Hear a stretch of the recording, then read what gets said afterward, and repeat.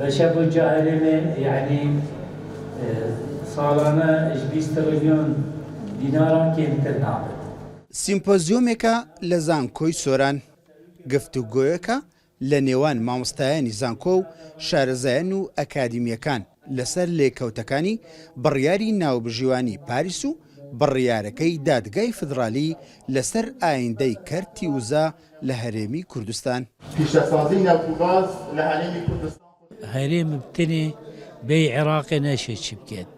بلا چەند مەسامان و سەروەت هەبێت، چەند وزەمە هەبێت، ئەگەر ڕێ نەبێت ئەم بنهێرین و داهاتێک جێ بێت چی قیمەتی وێنینەش بەرندێ کو ئەبەت بێت پەیوەندیت خۆ علاقاتت خۆ ئاسایی بکەینن گەل بەغدا پرۆژێ بۆجا 2023 و ئەبەژی گەلە گرنجێک چونکو بوو 3 ساڵایە و ئەگەر ئەبە ببتە یاسا ئەو مەبلغێت زەبەلا هەیە تێدا ئەبە دێ بەشە بوجا هەرێمێ گەلێک زێدەکێت دیف حساباتت مە یعنی ساڵانە دوورێت 20 تریلیۆنە دینار عێراقی بۆ هەرێمە بێت ئەبە مەبلغێکی باش.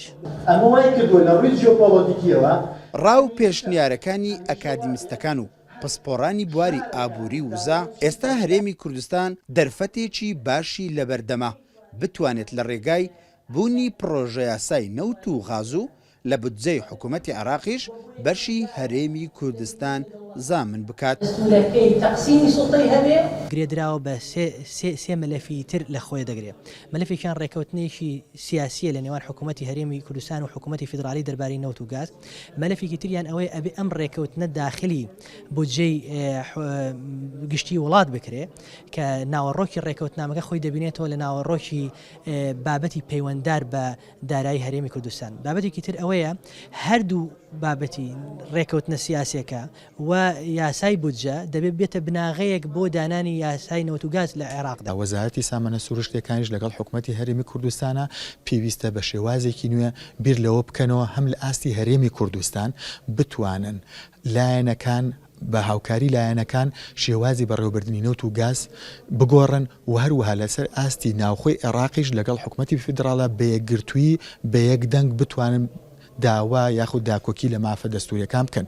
بڕیاری ڕادەستکردنی دۆسیەی نەوت بە حکوومەتی عێراق هەنگاوێکە بە قازانجی خەڵکی کوردستان لە سەقامگیری سیاسی و بوژانەوەی ئابووری کوردستان و کۆتایی هێنان بەنا دادپەروەری.